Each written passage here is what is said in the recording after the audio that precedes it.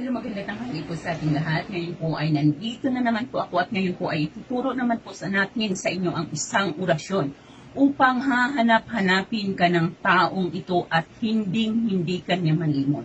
Ano ba ang orasyon na to upang ang taong ito ay lagi kang hahanap-hanapin at hindi ka niya makalimot-kalimutan? O narito po ang ating gagawin. Gagawin po lamang natin ito ng Martes or kaya naman po ay Biyernes kahit anong oras basta bakante kayo. Basta po i-sure po ninyo na gagawin ninyo ito ay walang sino mang maaaring kumambala sa inyo at walang sino mang maaaring makakakita sa inyo. So anytime po basta make sure na kayo lamang pong nag-iisa at walang sino man pong maaaring makaabala sa inyo. Ang ating unang kailangan po dito ay lagi nating sinasabi ay syempre po ang ating mga buong pananalig sa ating ginagawa. I-claim natin ito na gagawin natin ito at ito ay mangyayari at syempre po lagi nating sinasabi na wag itong paglalaruan. Wag na wag po ninyo itong paglalaruan sapagkat kung ito ay inyong paglalaruan, sinasabi ko po sa inyo at tinitiyak ko po sa inyo na doble po ang magiging balik nito sa inyo. So narito po, upang hahanap-hanapin ka ng taong ito at hindi ka niya malimot-limot, paano ba natin ito gagawin? Sundin po ang pamamaraan na ito. Halimbawa, kayo ay aalis ng bahay or basta kung kayo ay aalis ng bahay, pwede itong gawin ng Martes at Biyernes, tsaka pwede rin nyo itong dasalin bago kayo umalis ng inyong tahanan. Gagawin ito ng Martes at Biyernes, tapos pag umalis kayo ay pwede niyo rin po itong dasalin bago kayo umalis sa inyong tahanan. At tiyak ang taong ito ay hindi kanya mawawala sa kanyang isipan at lagi kanyang hahanap-hanapin. So narito po ang ating kailangan. Unang-una po ay magdasal tayo ng isang ama namin, isang luwalhati sa ama at saka isang sumasampalataya ako hanggang sa ipako sa cross po lamang. Pag tuwing nagdadasal tayo ng ama namin sa ganito ay hanggang sa ipako sa cross po lamang.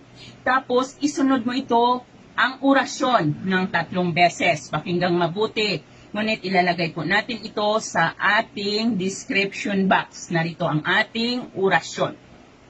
Sates, Portes, Maria, Virgines, Ortani, ni David. Ulitin po. Sates, Portes, Maria, Virgines, Ortani, ni David. Ayan po, 3 beses po iyang bibigkasin, ngunit ilalagay din po natin ito sa ating description box upang mas maliwanag po sa inyo.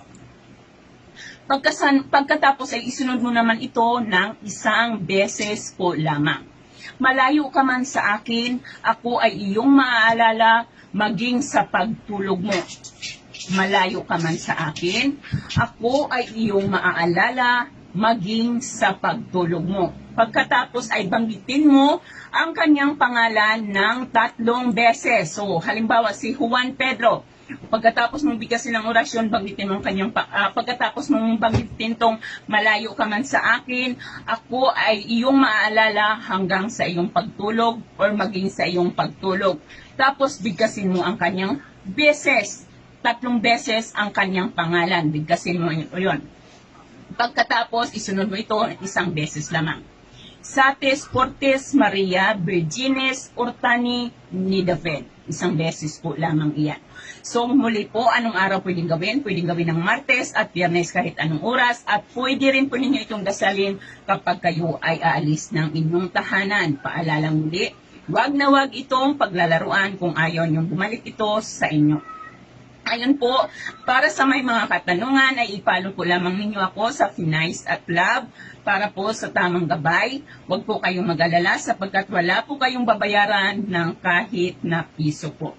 Ang ating pong pagsagot sa inyong mga katanungan sa Finais at Love ay buong puso po yung wala kayong babayaran. Sasagutin po namin hanggang sa abot ng inyong makakaya. Ayan po lamang, maraming salamat at magandang tanghali sa ating lahat.